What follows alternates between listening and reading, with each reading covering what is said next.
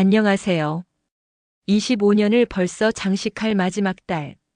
12월이네요. 겨울인 만큼 온도가 많이 추워졌습니다. 오늘도 건강하시고 행복하세요. 구독, 좋아요, 알림 설정은 큰 힘이 됩니다. 그래서 자네를 몰아세운 그들이 구체적으로 무엇을 훔쳤다는 건가? 사소한 보급품인가 아니면 군사 기밀인가? 이동진은 면회실의 불쾌한 냄새를 들이마시며 낮게 의졸였다. 경상남도 진해 해군기지 영창, 차가운 콘크리트 벽과 두꺼운 유리 너머로 마주 앉은 손주 이하늘은 해병대 특유의 굳건한 자세를 유지하려고 애썼지만 그의 눈동자에는 깊은 절망과 배신감이 드리워 있었다. 이동진은 대한민국 UDT 역사상 가장 전설적인 인물이었다. 그의 지휘 아래 UDT는 난이도 최상의 임무들을 성공시키며 강철 군단이라는 별칭을 얻었고 이동진 본인은 군단장 퇴임 이후에도 군의 정신적 지주로 남아 있었다. 보급품입니다, 할아버지. 정비용 기름과 특수 부품 몇 가지. 하지만 액수는 중요하지 않습니다. 하늘의 목소리는 힘겹게 떨려 나왔다. 저를 모함한 선임들, 박하사, 최중사. 그들은 정비 기록을 조작해서 이 보급품들을 빼돌렸습니다. 제가 그걸 알게 되자 그들은 대대장님과 연줄이 닿는 간부들을 움직였습니다. 제가 모든 것을 인정하고 자필 서명을 했다는 가짜 서류가 만들어졌습니다. 저는 한 번도 죄를 인정하지 않았습니다. 면담실에서 모진 압박을 받았지만 끝까지 버텼는데 결국 이렇게 됐습니다. 하늘은 자신의 삶을 바쳐 따르고자 했던 할아버지의 강직한 명예가 자신이 서명조차 하지 않은 허위 자백서 한 장으로 인해 더럽혀졌다는 사실에 고통스러워했다. 그는 어릴 때부터 할아버지의 굳건한 등만 바라보며 성장했다. 부산 해운대의 거센 파도 속에서 수영을 배우고 새벽마다 혹독한 체력 훈련을 견디며 이동진이 평생 지켜온 정의와 책임감을 가슴에 새겼다. UDT 입대는 그에게 단순한 군 복무가 아닌 삶의 맹세나 다름없었다. 그런데 그 맹세가 지금 군복을 입은 비열한 자들에 의해 산산조각 나고 있었다. 이동진은 자리에서 일어나 유리벽을 향해 천천히 걸어갔다. 그의 등은 여전히 꼿꼿했지만 그가 내뿜는 침묵의 압력은 면회실을 무겁게 짓눌렀다. 그는 자신의 손주를 무고하게 가둔 이들이 자신이 평생을 바쳐 지키려 했던 군의 가치를 어떻게 훼손했는지 머릿속으로 그려보았다. UDT 군단장으로서 그는 부하들의 목숨보다 명예를 중시했다. 그리고 지금 그 명예가 가장 소중한 손주에게서 강탈당하고 있었다. 하늘아. 이동진은 유리벽에 손을 얹었다. 그의 목소리는 더 이상 분노를 담지 않은 얼음장 같은 냉기를 품고 있었다. 내가 이곳에 있는 동안 밖의 모든 것은 멈춰버린 것 같겠지. 하지만 나는 지금부터 단 하나의 목표를 위해 움직인다. 내게 누명을 씌운 자들, 그들의 숨통을 끊어놓는 것. 이 하늘은 할아버지의 서늘한 목소리에 오히려 전율했다. 이는 단순한 복수가 아니었다. 그것은 군단의 명예를 다시 세우기 위한 전쟁의 서막이었다. 이동진은 갑자기 면회실 간수를 향해 돌아섰다. 그의 눈빛은 수십 년 전 작전 지역에서 적을 마주했을 때의 그것처럼 섬뜩하게 빛났다. 그는 천천히 자신의 전투화, 수많은 피와 땀이 배어 전역 후에도 광을 내어 보관했던 낡은 가죽 전투화 한 짝을 바닥에 내려놓았다. 그가 평생 지켜온 강직함의 상징이었다. 이 피 묻은 장화를 감히 잊었단 말이냐? 그의 목소리는 면회실 벽을 뚫고 지나가는 듯한 굉음이었다. 내가 이 장화를 신고 이룩한 모든 작전, 내가 이 장화를 신고 지켜낸 모든 명예를 내 놈들이 거짓 서류 몇 장으로 짓밟으려 했다는 거다. 좋다. 이제 이 장화는 내 손주를 억울하게 가둔 이 땅을 밟고 다시 움직일 것이다. 나의 움직임은 곧 심판이 될 것이다. 이동진은 더 이상의 미련 없이 면회실을 나섰다. 그의 그림자는 진해 해군 기지의 석양 아래 길게 늘어져 마치 거대한 강철 벽처럼 보였다. 이 하늘은 영창의 차가운 침상에 기대어 할아버지의 마지막 말이 허공에 메아리 치는 것을 들었다. 그의 할아버지가 이토록 무섭도록 차분한 분노를 드러낸 것은 처음이었다. 이 싸움은 단순한 부조리 고발이 아니었다. 그것은 전설적인 군단장이 자신의 모든 것을 걸고 벌이는 최후의 명예 결전이었다. 부산 해운대 고층 아파트 숲속에서도 단연 돋보이는 이동진의 저택은 겉으로 보기엔 평화로웠다.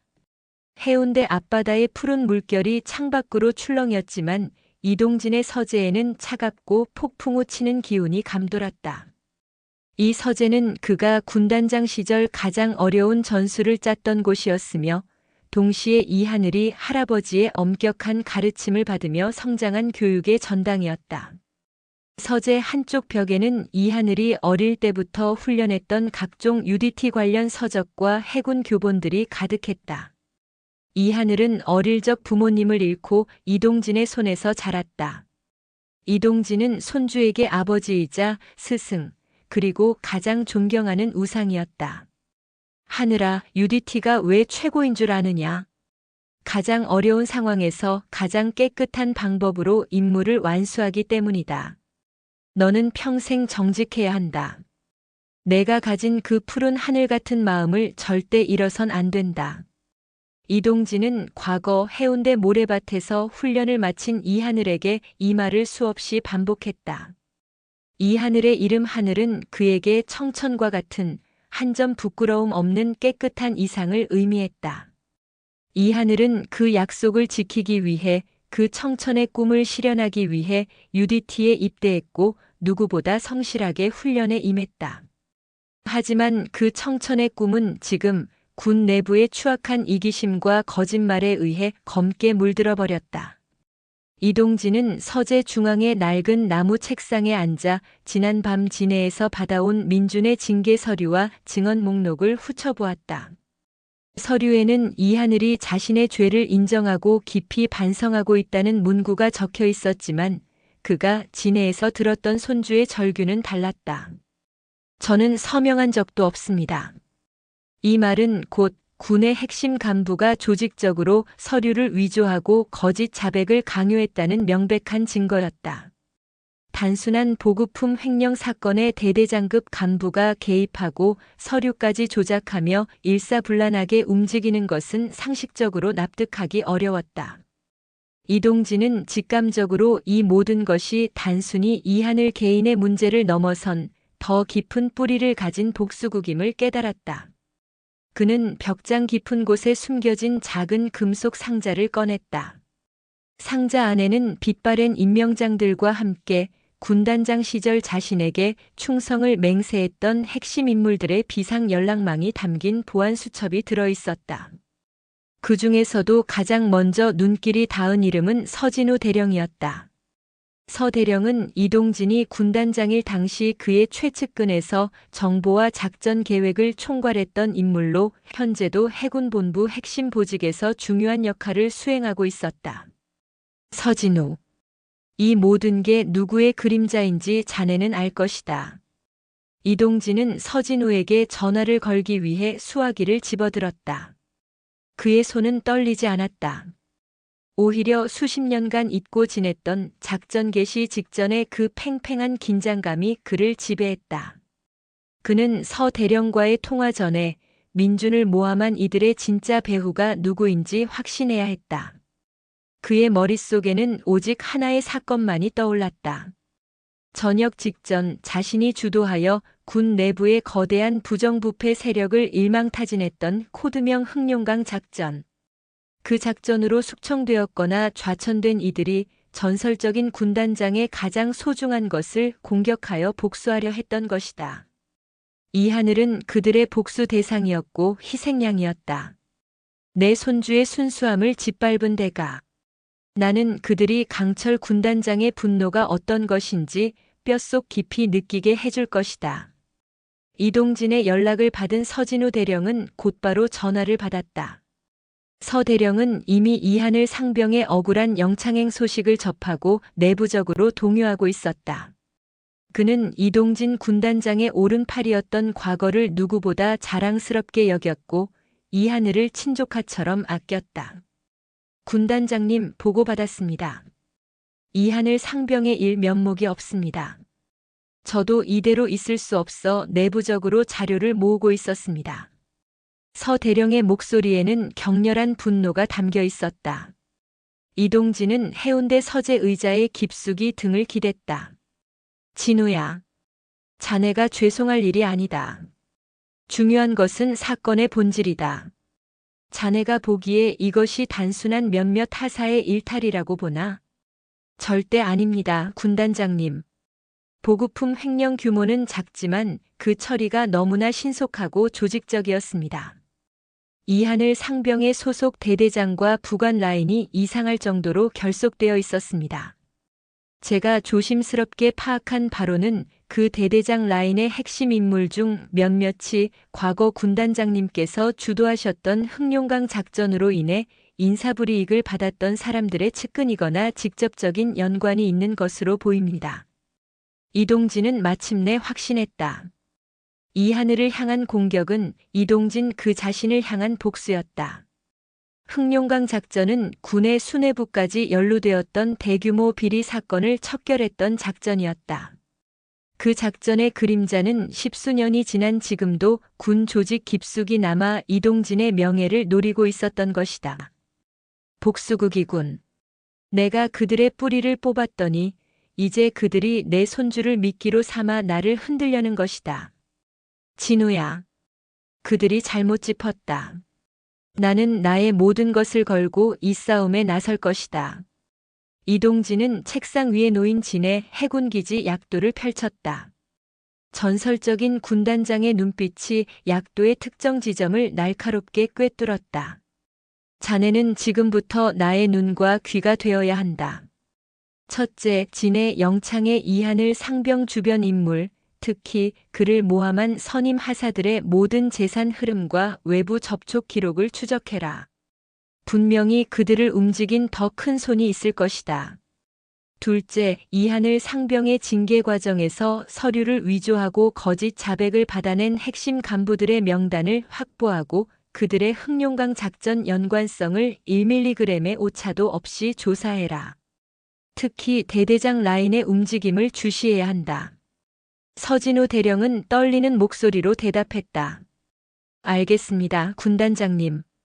저는 이미 군단장님을 그림자처럼 따르던 정예 요원들을 비공식적으로 소집했습니다. 부산과 진해를 잇는 특수정보망을 지금 당장 가동시키겠습니다. 하지만 군단장님, 너무 위험합니다. 직접 나서시는 것보다는 위험? 이동진은 코웃음을 쳤다. 나의 손주가 억울한 감옥에 갇혀 있는데 내가 여기서 해운대 바다만 바라보며 앉아있으란 말인가? 내게는 명예보다 소중한 것은 없다. 그리고 이 하늘의 명예는 나의 명예다. 나는 외곽에서 움직일 것이다. 부산 지역을 기반으로 흑룡강의 잔당들이 숨긴 비밀을 내가 직접 파헤칠 것이다. 그들이 내게 전쟁을 걸어왔으니 나는 그들에게 심판을 선물해 줄 것이다. 이동진은 수화기를 내려놓고 서재 중앙에 우뚝 섰다. 해운대 바다의 거친 파도 소리가 그의 귓가에 들려오는 듯 했다. 그는 자신의 삶 전체를 바쳐 지킨 군의 가치가 짓밟히는 것을 용납할 수 없었다. 그의 마음속에는 손주에 대한 무한한 사랑과 그 사랑을 모독한 자들에 대한 강철 같은 분노만이 남아 있었다. 청천의 꿈을 더럽힌 자들, 이제부터 그들의 세상은 피로 물들 것이다. 이동진은 해운대 저택을 나선 후 곧바로 부산의 가장 오래된 산업단지 중 하나인 사상구의 폐공장 지대로 향했다. 이곳은 과거 그가 군단장 시절 비밀 훈련이나 비공식적인 작전을 수행할 때 사용했던 안전가옥이자 정보교환소였다. 낡고 거친 콘크리트 건물이 을씨년스러운 분위기를 풍기는 이곳은 전설적인 군단장의 은밀한 작전 개시를 위한 완벽한 장소였다. 그는 가장 신뢰하는 옛 부하 2명, 현재는 은퇴 후 부산에서 보안회사를 운영하고 있는 고인태와 김민철을 불러 모았다. 두 사람은 이동진의 부름에 단 1분도 지체하지 않고 이곳으로 달려왔다. 폐쇄된 보급 창고처럼 보이는 이곳 내부에는 최신 보안 장비와 통신 설비가 갖춰져 있었다. 군단장님, 진해 영창의 이한을 상병일은 이미 들었습니다. 저희가 어떻게 움직이면 되겠습니까? 고인태가 무거운 표정으로 물었다. 고인태는 전역 후에도 이동진의 뜻을 이어받아 UDT 전역자 네트워크의 중심축 역할을 해왔다. 이동진은 오래된 목재 테이블 위에 진해에서 확보한 이하늘의 사건 기록과 서진우 대령에게서 받은 초기 조사 자료를 펼쳤다. 하늘이는 내가 아는 누구보다 정직하고 강직하다. 그 아이에게 흙을 묻힌 자들은 단순한 비리범이 아니다. 그들은 내가 흑룡강 작전으로 뿌리 뽑았던 세력의 잔당들이다. 이건 나에 대한 복수다. 김민철이 자료를 꼼꼼히 살피며 말했다. 사건의 핵심은 보급품 횡령입니다. 보급품은 군 내부에서 유통되어야 하는데 이걸 외부에 팔아넘긴 흔적이 포착되었습니다. 서 대령이 보낸 자료에 따르면 횡령된 품목들은 정비용 특수 오일과 잠수 장비 부품입니다. 일반 시장에서는 구하기 힘든 고가 품목이죠. 이동진은 고인태와 김민철의 눈을 번갈아 바라보았다. 군 내부의 거짓말은 서진우가 파헤칠 것이다. 우리의 임무는 이 횡령된 보급품이 부산에 어디로 흘러들어갔는지 추적하는 것이다. 흑룡강 작전의 잔당들이 외부와 손을 잡고 군의 자산을 빼돌린 흔적을 찾아야 한다. 자네들의 부산 네트워크를 총동원해라. 고인태는 즉시 자신의 보안회사 직원들에게 비공식적인 명령을 내리기 시작했다. 지난 몇 달간 부산의 해운 물류와 조선소 쪽에서 특수 오일과 UDT급 장비 부품을 불법적으로 대량 매입한 업체를 찾아내 특히 진해 해군기지와 접촉이 잦았던 브로커들을 중심으로 조사해 어떤 작은 거래라도 놓치지 마라. 이동진은 테이블 한쪽에 놓인 오래된 지도, 부산 전역의 항만과 창고 위치가 표시된 지도를 손으로 쓸어내렸다. 그들은 이 하늘을 함정에 빠뜨리기 위해 이 횡령 사건을 이용했다. 이 거래는 단순한 돈벌이를 넘어 그들의 재기를 위한 자금줄일 가능성이 높다. 이 돈의 흐름을 역추적하면 반드시 배후의 핵심 인물을 잡아낼 수 있을 것이다. 그들은 밤새도록 자료를 분석하고 통신을 주고받았다. 새벽이 되어서야 김민철이 흥분한 목소리로 외쳤다. 군단장님, 찾았습니다. 진해 해군기지에서 유출된 특수 부품들이 김해의 동명 물류창고로 흘러들어간 정황이 포착되었습니다. 그 창고는 부산에 폐기된 조선 기자재를 처리하는 위장업체로 등록되어 있지만 실제로는 특수 목적 물품만 취급하고 있었습니다. 그리고 그 동명 물류창고의 실질적인 소유주는 과거 흑룡강 작전으로 해군에서 파면당한 한태수 전 중령의 친척 명의로 되어 있습니다. 이동진의 눈빛이 섬뜩하게 빛났다. 한태수는 흑룡강 작전 당시 이동진의 숙청 대상이었으며 보급부대에서 핵심 역할을 하며 비리를 저지르다 파면된 인물이었다. 그가 복수를 위해 자신의 친척 명의를 이용해 불법적인 자금줄을 만들고 있었던 것이다. 한태수. 드디어 꼬리가 잡혔군. 진우에게 이 정보를 보내라. 그리고 고인태, 민철아. 우리는 지금부터 이 동명 물류 창고를 예의주시한다. 섣불리 움직이지 마라. 그들이 이 창고를 통해 무엇을 계획하고 있는지 그들의 다음 움직임까지 모두 파악해야 한다. 우리의 목표는 단순한 횡령범 검거가 아닌 흑룡강의 그림자 전체를 소탕하는 것이다. 그들의 심장에는 강철 군단장의 마지막 임무가 새겨졌다. 이 하늘의 명예 회복을 위해 그들은 부산의 깊은 어둠 속에서 움직이기 시작했다. 그 같은 시각 경상남도 진해 해군기지 내 서진우 대령의 집무실에는 긴장감이 넘실거렸다. 서 대령은 이동진 군단장으로부터 받은 동명 물류 창고와 한태수 전 중령의 연관성 정보를 기반으로 군 내부 조사를 극비리에 진행하고 있었다.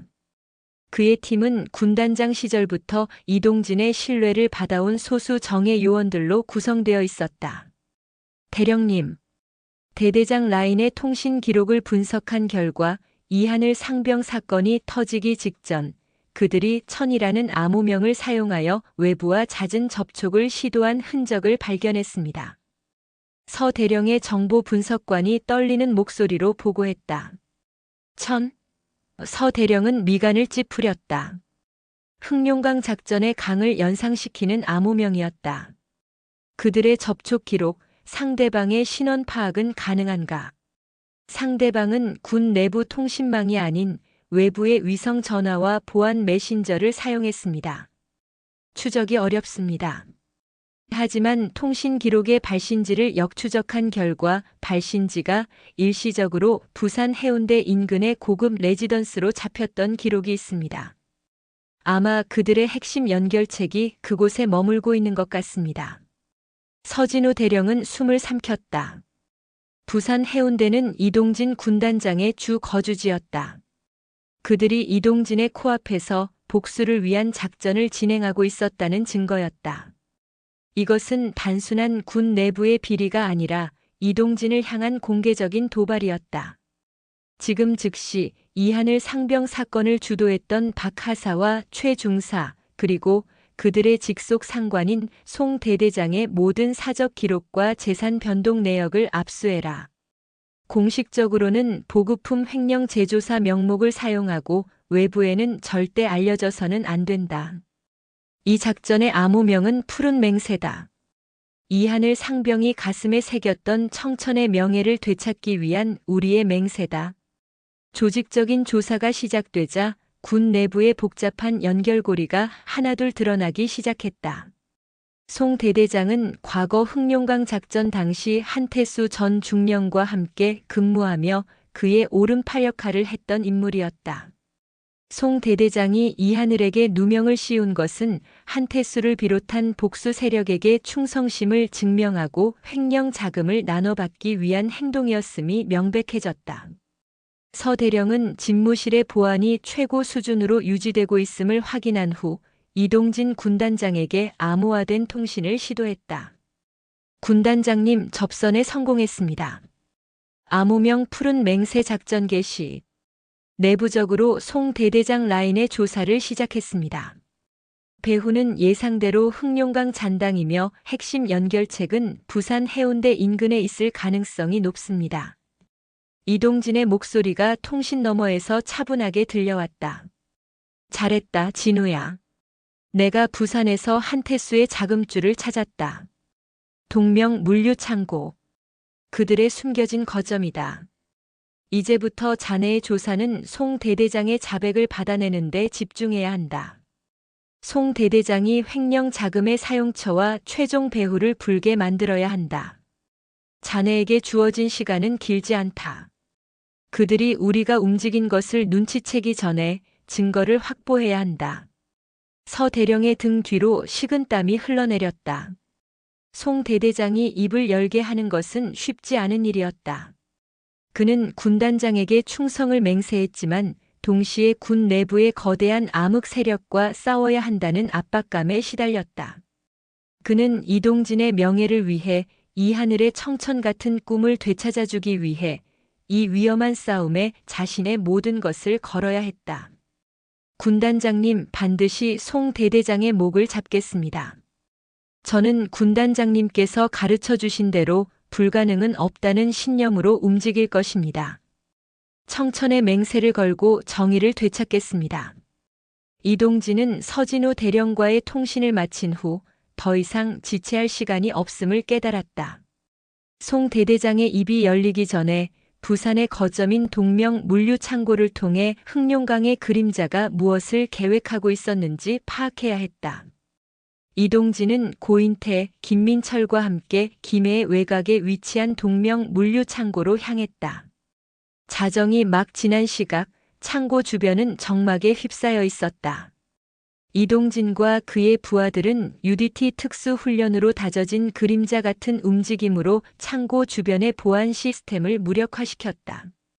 이동진은 70대의 나이에도 불구하고 그의 움직임은 20대 특수요원 못지않게 민첩하고 정확했다. 그의 눈빛은 어둠 속에서도 목표를 놓치지 않는 매의 눈이었다. 창고 내부에는 인원이 한 명도 없습니다. 하지만 보안 시스템은 최신형입니다. 그만큼 중요한 물건을 숨겨놓았다는 뜻입니다. 김민철이 무전으로 속삭였다. 이동진은 창고의 가장 깊숙한 곳, 다른 물류와 완전히 분리된 강철 문 앞에 섰다. 이 문 안쪽에 핵심 증거가 있을 것이다. 민철아, 자네의 특기를 발휘해라. 소리는 최소화해야 한다. 김민철은 숙련된 솜씨로 강철 문이 복잡한 잠금 장치를 해체하기 시작했다. 10여 분의 긴장된 작업 끝에 딸깍 하는 작은 소리와 함께 강철 문이 열렸다. 이동진은 조용히 내부로 진입했다. 창고 안은 어두웠지만 휴대용 전등의 불빛 아래로 드러난 내부 광경은 이동진을 경악하게 만들었다. 그곳은 단순한 물류 창고가 아니었다. 횡령된 특수 오일과 잠수 장비 부품 외에도 수많은 군사작전 서류와 암호화된 통신 장비들이 가득 쌓여 있었다. 이동진이 그중 한 서류 뭉치를 펼쳐들었다. 그 서류는 놀랍게도 UDT의 극비 작전인 갈매기 방어 계획에 대한 세부 정보와 대응 전략이 담겨 있었다. 이 정보는 군단 장급 이상만이 접근 가능한 기밀이었다. 이들이 단순한 횡령을 넘어 군사 기밀을 빼돌려 외부에 팔아넘기려 했다는 건가? 이동진은 이를 악물었다. 흑룡강 작전 잔당들의 복수는 군사 기밀 유출이라는 국가 안보를 위협하는 수준까지 도달해 있었다. 이하늘 상병의 사건은 이 거대한 범죄를 은폐하기 위한 완벽한 위장막이었던 것이다. 그때 이동진의 시야에 바닥에 떨어져 있는 낡은 서류 한 장이 들어왔다. 서류에는 송 대대장과 한태수 전 중령의 서명이 날인되어 있었고 그 내용에는 갈매기 방어 계획 기밀을 특정 외국 군수 업체에 거액을 받고 넘기겠다는 계약 내용이 적혀 있었다. 그리고 그 계약서의 계약금 수령 명의에는 이하늘 상병의 이름이 교묘하게 들어가 있었다. 이동진의 눈이 충혈되었다. 이들은 이하늘 상병에게 단순한 횡령죄를 뒤집어 씌우는 것을 넘어 국가기밀 유출이라는 최악의 죄목까지 덮어 씌우기 위해 치밀하게 계획했던 것이다. 이하늘이 영창에서 풀려난다 해도 이 서류 한 장만으로 그는 평생 국가 반역자라는 낙인이 찍힐 운명이었다. 이 비열한 자들. 이동진은 분노에 몸을 떨었다. 그는 즉시 증거 서류들을 모두 확보했다. 그때 창고 외부에서 자동차 엔진 소리가 들려왔다. 예상치 못한 누군가가 창고로 접근하고 있는 것이다. 군단장님, 외부 차량이 진입하고 있습니다. 한태수 일행일 가능성이 높습니다. 고인태의 다급한 무전이 귓가를 때렸다. 이동진은 확보한 증거를 품에 안고 강철 문 쪽으로 몸을 숨겼다. 문이 열리고 서류에서 이름이 확인되었던 한태수 전 중령이 몇 명의 건장한 남자들과 함께 창고 안으로 들어섰다. 한태수의 손에는 총구가 번뜩이는 권총이 들려 있었다. 그들은 아마 중요한 거래를 위해 이곳에 온 것이 분명했다. 한태수가 창고 중앙으로 들어서며 낮게 은조렸다. 이하늘 그놈 하나 잡는 건 일도 아니었지. 이제 이 서류들만 처리하면 우리의 흑룡강 부활 작전은 성공이다. 이동진 그 노망난 노병이 감히 우리를 막을 수 있을 줄 알았나. 바로 그때 어둠 속에 숨어있던 이동진의 눈빛이 한태수를 향해 섬광처럼 번뜩였다. 그는 한태수 일행의 대화를 모두 들었다.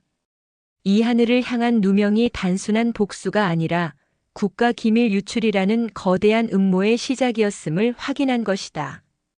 복수가 아니라 반역이었다. 이동진은 피로 맺힌 서류를 품에 안고 폐쇄된 창고 안에서 한태수 일행을 마주할 준비를 했다. 한태수 전 중령과 건장한 사내 3명이 강철 문 안으로 들어서자 폐쇄된 동명 물류창고 내부의 긴장감은 폭발 직전의 상태에 이르렀다. 이동진은 숨겨진 구석에서 그들의 움직임을 예의주시하며 품속에 단단히 간직한 군사기밀 서류 뭉치를 도했다. 그의 옆에는 고인태와 김민철이 그림자처럼 자세를 낮추고 있었다. 세 사람은 모두 비무장 상태였지만 수십 년간 UDT 특수훈련으로 다져진 그들의 육체는 어떤 무기보다 강력했다. 꼼꼼하게 확인해. 이 서류가 해외로 넘어가기 전에 단 하나의 실수도 있어선 안 돼. 한태수가 권총을 든 채 주변을 둘러보며 말했다. 그의 목소리에는 권총이 주는 자신감과 함께 불법적인 거래를 앞둔 초조함이 섞여 있었다. 이동진은 더 이상 지체할 수 없음을 직감했다. 이들이 서류를 확인하는 순간 이동진이 이미 그 내용을 확보했다는 사실을 알게 될 것이고 증거를 인멸하려 들 것이 분명했다. 움직여. 이동진의 목소리는 낮았지만 폐쇄된 공간 전체를 뒤흔들 만큼 강렬했다. 이동진이 먼저 움직였다. 그는 자신의 몸을 방패처럼 내세우며 전등 불빛 아래 서 있던 한태수에게 빠르게 접근했다. 70대 노인의 움직임이라고는 믿을 수 없는 속도였다. 한태수가 상황을 파악하고 권총을 겨누는 찰나의 순간 이동진의 주먹이 한태수의 손목을 정확하게 가격했다. 한태수는 고통과 놀라움에 신음하며 권총을 놓쳤고 권총은 굉음을 내며 콘크리트 바닥으로 떨어졌다. 동시에 고인태와 김민철이 나머지 3명의 사내들에게 돌진했다. 그들은 창고 내부에 복잡하게 쌓인 물류박스와 팔레트들을 엄폐물과 공격 도구로 사용하며 사내들을 압박했다. 고인태는 전직 무술교관답게 상대방의 급소를 정확히 노렸고 김민철은 빠른 몸놀림과 예측 불가능한 움직임으로 사내 한 명을 순식간에 제압했다. 감히 내 손주에게 국가 반역죄를 덮어씌우려 했느냐? 이동진이 한태수의 멱살을 움켜쥐었다. 이동진의 눈에는 불타는 분노가 가득했다. 그의 소나기 힘은 강철 군단장이라는 별명에 걸맞게 한태수의 숨통을 조여왔다. 한태수는 필사적으로 반항했다. 노망난 노병이. 이미 군단장님 세상은 끝났어. 우리는 흑룡강의 그림자 아래에서 새 시대를 열 것이다. 새 시대? 더러운 욕심으로 국가 기밀을 팔아넘기는 것이 새 시대인가? 이동진은 한태수의 몸을 들어올려 창고 벽에 강하게 내리쳤다. 내 놈들의 탐욕 때문에 순결한 내 손주의 명예가 짓밟혔다. 그 대가를 치러라. 그 사이 김민철은 마지막 남은 사내까지 제압하고 창고 내부를 정리했다. 사내들은 UDT 전설들의 압도적인 전투력 앞에 무력하게 쓰러져 신음했다. 이동진은 쓰러진 한태수를 발로 밟고 서서 그의 주머니에서 암호화된 통신 장비를 회수했다. 이 장비로 모든 거래를 지휘했겠지. 이제 내 놈들의 모든 통신 기록이 우리의 손에 들어왔다. 내 놈들의 얄팍한 복수국은 여기서 끝이다. 고인태가 주변을 살폈다. 군단장님, 외부로 나가는 길은 확보했습니다. 하지만 이들을 여기서 처리할 수는 없습니다. 보안 당국에 넘겨야 합니다. 아니, 이동진은 단호하게 말했다. 이들은 단순한 범죄자가 아니다. 군 내부에 깊이 뿌리내린 흑룡강 잔당들의 핵심 연결고리다. 우리가 이들을 바로 넘기면 군 내부의 배후 세력이 증거를 인멸하고 서진 후의 내부 조사를 방해할 것이다. 이들을 푸른 맹세 작전의 핵심 증인으로 활용해야 한다. 안전가옥으로 옮겨 송 대대장을 압박할 수 있는 증언을 확보해야 한다. 이동진은 한태수와 나머지 사내들을 창고 구석으로 옮겨 묵도록 지시했다. 그는 품에 안은 서류 뭉치를 다시 한번 확인하며 승리의 전율 대신 깊은 책임감을 느꼈다. 이 증거는 이 하늘의 자유이자 무너진 UDT의 명예를 재건할 수 있는 유일한 열쇠였다. 민철아, 이 서류를 자네가 직접 진해로 가져가라. 보안은 최고 수준으로 유지해야 한다. 자네의 목숨과 이 서류를 등가로 여겨라.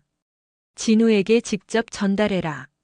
나는 여기서 한태수의 입을 열게 할 것이다. 시간이 없다. 김민철은 이동진의 단호한 명령에 고개를 숙였다. 명령대로 하겠습니다, 군단장님. 반드시 서 대령님께 전달하고 이한을 상병을 구하겠습니다. 김민철이 서류를 들고 어둠 속으로 사라지자 이동진은 쓰러져 있는 한태수를 차가운 눈빛으로 내려다보았다. 이제부터 시작이다. 내 놈이 숨기고 있는 모든 것을 토해내야 할 것이다. 그렇지 않으면 내 놈들은 내가 군단장으로 있을 때 겪었던 지옥을 다시 경험하게 될 것이다. 부산의 동명 물류창고에서 김민철이 목숨을 걸고 확보한 핵심 증거 서류 뭉치는 경상남도 진해로 은밀하게 전달되었다. 서진우 대령은 해군본부 내 보안이 철저한 비공개 조사실에서 송 대대장을 상대로 강도 높은 조사를 진행하고 있었다. 송 대대장은 여전히 자신의 결백을 주장하며 조직적으로 버티고 있었다. 서 대령, 제가 무슨 죄가 있습니까? 저는 단지 상부의 명령을 따랐을 뿐입니다. 이한을 상병이 보급품을 횡령하고 자백한 것을 확인했을 뿐인데 왜 저를 이렇게 취조하십니까? 송 대대장은 격앙된 목소리로 항변했다. 그의 눈빛은 흔들리고 있었지만 그는 여전히 자신의 뒤에 있는 흑룡강의 그림자를 믿고 있었다. 서진우 대령은 냉정함을 유지했다. 그는 이동진 군단장이 준 푸른 맹세 작전을 반드시 성공시켜야 했다. 송 대대장, 당신은 우리가 당신의 통신 기록과 재산 흐름을 모두 파악했다는 사실을 알고 있습니다. 당신의 아내 명의로 된 해운대 아파트, 당신의 비밀 계좌로 흘러들어간 수억 원의 출처. 이 모든 것이 보급품 횡령과 이한을 상병에 대한 누명과 관련되어 있다는 증거가 있습니다. 그건 개인적인 투자 자금입니다. 이하늘은 실제로 횡령을 인정했습니다. 서류가 있지 않습니까? 송 대대장은 여전히 가짜 자백 서류를 방패로 삼았다. 바로 그때 조사실 문이 열리고 김민철이 서 대령에게 서류 뭉치를 전달했다. 서 대령은 서류를 받아들고 송 대대장 앞에 펼쳐 보였다. 그것은 동명 물류창고에서 확보된 송 대대장의 서명이 들어간 군사기밀 유출 계약서와 이한을 상병의 이름이 도용된 위조 서류들이었다. 이게 뭡니까, 송 대대장? 서 대령의 목소리가 조사실을 울렸다. 이것이 바로 당신이 이한을 상병에게 덮어 씌우려 했던 진짜 죄목입니다. 보급품 횡령은 껍데기에 불과했고 당신은 갈매기 방어 계획이라는 국가 기밀을 해외 군수 업체에 팔아넘기려 했습니다. 그리고 이 거래의 계약금 수령 명의의 이한을 상병의 이름을 도용하여 만약의 사태에 대비한 완벽한 희생양으로 삼으려 했더군요. 송 대대장의 얼굴은 핏기가 가셨다. 그는 자신의 모든 것이 무너지는 소리를 들었다. 군사 기밀 유출은 단순한 비리가 아니었다. 그것은 군사법정에서 사형까지 선고받을 수 있는 중대한 반역죄였다. 그는 흑룡강 잔당들이 자신을 보호해 줄 것이라 믿었지만 이동진 군단장의 역습은 그들의 핵심 거점을 순식간에 파괴해버린 것이다. 아닙니다. 저는 단지 한태수에게 지시를 받았을 뿐입니다. 그가 저를 협박했습니다. 송 대대장은 무너지듯 절규하며 자신이 믿었던 배후 세력을 팔아넘기기 시작했다. 서진우 대령은 송 대대장의 자백을 한 글자도 놓치지 않고 기록하게 했다. 송 대대장의 자백을 통해 흑룡강 작전의 잔당들이 군 내부 주요 보직에 여전히 남아있으며 이한을 상병에게 누명을 씌운 사건이 그들의 복수와 재기를 위한 거대한 계획의 일부였음이 명백하게 드러났다. 이하늘을 제거하고 그들이 빼돌린 기밀을 무기 삼아 군 내부의 혼란을 야기하려 했던 것이다. 군단장님, 송 대대장의 자백을 확보했습니다. 이제 이하늘 상병은 즉시 무죄로 석방되어야 합니다. 그의 억울함은 완벽하게 풀렸습니다. 서 대령은 이동진에게 보안 통신을 보냈다. 하지만 서 대령의 마음속에는 또 다른 불안감이 밀려왔다. 송 대대장의 자백은 이제 흑룡강의 그림자 전체가 움직이게 만들 것이다. 그들은 이 하늘이 풀려나기 전에 그를 제거하려 할 수도 있었다. 이 하늘은 단순한 죄수가 아니라 이제 흑룡강 세력이 저지른 반역의 산증인이자 가장 위험한 증인이 된 것이다. 이 하늘 상병이 위험하다. 그들이 영창 내부에서 어떤 짓을 할지 모른다. 이동진 군단장님, 당장 움직이셔야 합니다. 이 하늘 상병의 안전을 확보해야 합니다. 서 대령은 조사실을 박차고 나와 군단장에게 긴급 지원을 요청하기 위해 뛰쳐나갔다. 진해 해군기지 전체가 보이지 않는 긴장감 속에 휩싸이기 시작했다. 서진우 대령의 긴급 보고를 받은 이동진은 지체 없이 부산을 떠나 진해로 향했다. 한태수를 신문하는 과정에서 그는 흑룡강 잔당들이 이하늘 상병이 풀려나기 직전 영창 내부의 인맥을 동원하여 이하늘에게 극단적인 선택을 위장한 위해를 가하려 한다는 끔찍한 계획을 알아냈다. 이하늘은 더 이상 영창 안에서 안전하지 않았다. 진해 해군기지 정문 앞. 이동진은 전역 후 단 한 번도 입지 않았던 UDT 군단장 시절의 정복을 입고 나타났다. 그의 어깨에는 빛나는 군단장 계급장이 달려 있었고 그의 꼿꼿한 자세는 주변 모든 이들을 압도했다.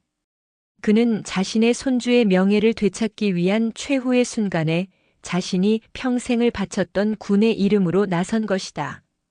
서진우 대령은 영창 앞에서 이동진을 맞았다. 그의 뒤에는 보안이 철저한 군 헌병대가 서 대령의 지시에 따라 배치되어 있었다. 군단장님, 송 대대장의 자백과 확보된 증거를 바탕으로 이하늘 상병의 즉각 석방 명령을 군사법원에 긴급 요청했습니다. 명령은 곧 떨어질 것입니다. 하지만 흑룡강의 잔당들이 마지막 발악을 할 가능성이 높습니다. 영창 간부 중 그들의 라인이 있습니다. 이동진은 차분했지만 그의 눈빛은 흔들림이 없었다. 군단장으로서의 권한을 이용해 내가 직접 영창으로 들어간다. 이 하늘을 내 손으로 데리고 나올 것이다. 자네는 외부의 모든 움직임을 차단해라. 단 하나의 파리 새끼도 이 영창 근처에 얼씬 못하게 해라. 이동진은 영창 내부로 걸어 들어갔다. 영창의 간부들은 이동진의 등장에 당황했지만 그들의 눈빛에는 굴복 대신 묘한 망설임이 담겨 있었다. 그들 중 일부가 흑룡강의 사주를 받은 자들이었다. 이하늘 상병을 즉시 내 앞으로 데려와라. 군단장의 명령이다. 이동진이 단호하게 말했다. 이동진 전 군단장님, 서류상의 절차가 아직 완료되지 않았습니다. 현재 이하늘 상병은 중징계 처분 상태이며 영창장이 주저하며 이동진의 명령을 거부하려 했다. 그는 흑룡강 라인으로부터 이하늘의 석방을 최대한 지연시키라는 극비 명령을 받은 상태였다. 서류상의 절차? 이동진은 코웃음을 쳤다. 나는 국가 기밀 유출과 조직적인 누명 사건의 핵심 증거를 확보했다.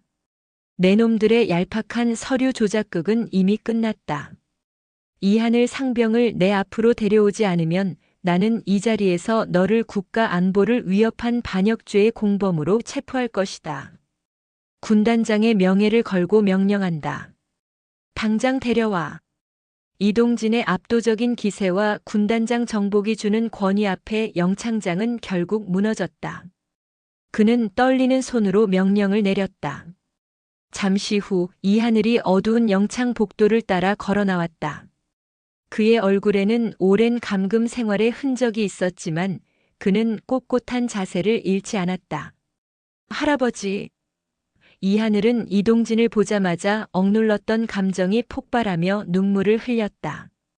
이동진은 그를 따뜻하게 안아주었다. 잘 버텨주었다, 하늘아. 내가 억울함을 인정하지 않고 버텨준 덕분에 할아버지는 진실을 찾을 수 있었다. 내 명예는 이제 회복되었다. 바로 그때 영창 내부의 한 간부가 비상벨을 누르려 했고 동시에 숨겨둔 칼을 꺼내 이하늘에게 달려들려 했다. 흑룡강 잔당들이 보낸 마지막 암살 시도였다. 하지만 이동진과 서진우 대령은 이미 이를 예상하고 있었다. 서진우 대령의 호위 헌병대가 즉시 간부를 제압했고 이동진은 그 간부를 향해 차가운 눈빛을 던졌다. 더 이상 군의 명예를 더럽히지 마라. 너희들의 시대는 끝났다. 이동진은 이하늘을 데리고 진해 영창문을 나섰다. 어둠이 짙게 깔린 진해 해군기지 앞 이동진은 이하늘의 어깨를 감싸 안고 말했다. 보아라 하늘아. 내가 지키려 했던 청천의 꿈은 결국 너의 강직함으로 지켜졌다. 할아버지는 약속했다. 내 명예를 회복시키고 이 모든 악의 뿌리를 뽑겠다고. 이제 그 약속을 지켰다. 세상에는 썩은 부분이 있지만 너처럼 굳건한 정신을 가진 이들이 있기에 정의는 반드시 승리한다. 이하늘은 할아버지의 품에 안겨 고개를 끄덕였다. 그의 얼굴에는 절망 대신 되찾은 명예와 깊은 감사함이 피어났다. 전설적인 군단장과 그의 손주 두강철 같은 영혼은 진해의 밤하늘 아래에서 서로에게 굳건한 신뢰를 확인했다. 이제 남은 것은 이 사건의 교훈과 감동적인 마무리를 전하는 것이었다. 이하늘 상병이 진해 영창에서 풀려난 지 보름 후 부산 해운대 앞바다에는 잔잔한 물결이 일렁이고 있었다. 이동진의 저택은 마침내 평온을 되찾았고 서진우 대령이 주도한 군 내부의 대대적인 조사는 흑룡강 작전의 잔당들을 뿌리 뽑는 데 성공했다. 한태수 전 중령과 송 대대장 등 사건의 핵심 인물들은 국가기밀 유출과 조직적인 누명 조작 혐의로 군사법정에 회부되었다. 이하늘 상병에 대한 모든 징계는 철회되었으며 그의 명예는 완벽하게 회복되었다. 이동진은 해운대 저택의 서재, 그가 수많은 작전을 구상했던 낡은 책상 앞에 이하늘과 마주 앉았다. 이하늘은 군복이 아닌 편안한 차림이었지만 보름 전 영창에서 나왔을 때의 어둡고 체념했던 그림자는 완전히 사라져 있었다. 그는 이전보다 더욱 깊고 단단한 눈빛을 가지고 있었다. 할아버지, 모든 것이 끝났습니다. 저의 누명은 벗겨졌고 그들의 악행은 만천하에 드러났습니다. 할아버지께서 아니셨다면 저는 평생 국가 반역자라는 오명을 쓰고 살았을 겁니다. 정말 감사합니다. 이하늘이 고개를 숙였다. 이동진은 그를 막지 않고 조용히 고개를 끄덕였다. 내가 고마워할 필요는 없다, 하늘아. 이것은 내가 지켜낸 것이다. 이동진은 자신의 서재 벽에 걸린 낡은 가훈, 강철 같은 마음으로 바다처럼 깊은 용기로를 가리켰다. 나는 그저 너에게 물려준 강철의 맹세를 지켜주었을 뿐이다. 내가 감옥 안에서 끝까지 진실을 외면하지 않고 고통 속에서도 꺾이지 않았기 때문에 우리가 증거를 찾을 수 있었다.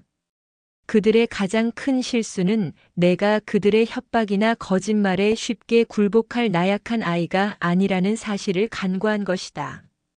하지만 저는 그들이 저에게 씌우려 했던 반역이라는 누명이 너무나 두려웠습니다. 제가 UDT에 들어와 이루려 했던 모든 꿈, 제가 할아버지께 받았던 모든 가르침이 허물어지는 것 같았습니다. 이하늘의 목소리가 다시 한번 떨렸다. 그 절망의 순간은 아직도 그에게 깊은 상처로 남아 있었다. 이동진은 자리에서 일어나 이하늘의 어깨에 손을 얹었다. 그의 손길은 굳건했지만 따뜻했다. 하늘아, 내가 겪은 고난이 무엇을 의미하는지 아느냐? 내가 믿었던 조직이 너를 배신했고 내가 지키려 했던 명예가 너를 공격했다. 이것이 세상의 진실이다. 정의는 항상 깨끗하고 밝은 곳에만 머물러 있지 않다. 정의는 때로는 어둡고 냄새나는 곳, 진해 영창의 차가운 바닥에서 너처럼 억울함에 떨고 있는 자의 심장 속에서만 존재하기도 한다. 이동진은 창밖의 해운대 바다를 바라보았다. 진정한 강철의 힘은 무기를 휘두르는 데 있지 않다. 진정한 용기는 적을 무너뜨리는 데 있는 것이 아니라 세상의 모든 어둠과 부조리가 너를 덮칠 때도 내 마음속의 푸른 하늘을 단 한 점의 검은 구름 없이 깨끗하게 지켜내는 데 있다. 내가 겪은 그 억울함이야말로 너를 가장 강하게 만드는 방패가 될 것이다. 너는 이제 세상의 추악함과 비열함을 직접 목격했으니 앞으로 내가 지켜야 할 정의가 무엇인지 누구보다 잘 알 것이다. 이 하늘은 할아버지의 깊은 가르침을 깨달은 듯 눈물을 글썽였다. 제가 다시 군에 돌아간다면 그 어떤 부조리에도 굴복하지 않고 저처럼 억울함을 겪는 이들을 외면하지 않겠습니다. 그것이 할아버지의 명예를 잇는 길이라고 믿습니다. 옳다. 이동진은 만족스러운 미소를 지었다. 나는 전역했다. 하지만 나의 강철 군단은 너처럼 강직하고 굳센 젊은이들에 의해 계속 존재할 것이다. 너는 이 시대의 강철이자 군의 밝은 청천이다. 절대 너의 신념을 의심하지 마라.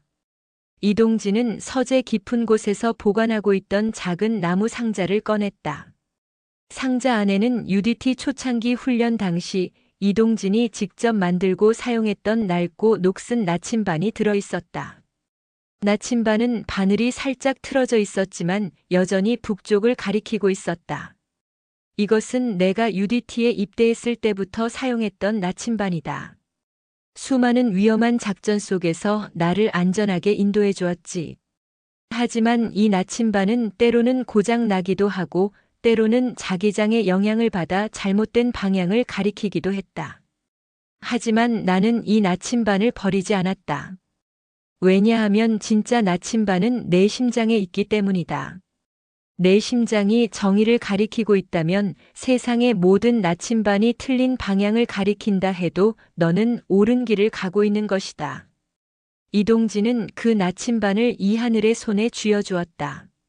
차가운 금속의 감촉이 이하늘의 손바닥에 닿았다. 그것은 단순한 물건이 아니라 강철 군단장의 모든 명예와 가르침이 담긴 유산이었다. 세상은 너를 또다시 시험할 것이다. 그때마다 이 나침반을 보아라. 그리고 내 심장이 어디를 가리키는지 확인해라.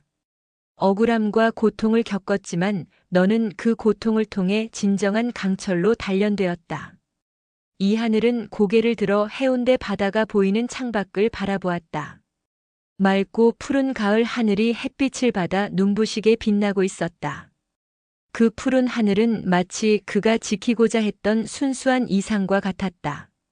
그는 할아버지에게서 받은 강철의 유산을 가슴에 새기고 다시 한번 군 복무를 이어가기로 다짐했다. 세상의 부조리에 맞서 싸웠던 전설적인 군단장과 그의 가르침을 이어받아 시련을 극복한 젊은 군인의 이야기는 강철 같은 의지와 푸른 하늘 같은 신념만 있다면 어떤 어둠 속에서도 정의는 반드시 빛을 발한다는 굳건한 믿음을 남겼다. 그들의 이야기는 영원히 UDT의 전설로 남아 후세에게 진정한 용기와 명예가 무엇인지 가르쳐주는 살아있는 교훈이 될 것이었다.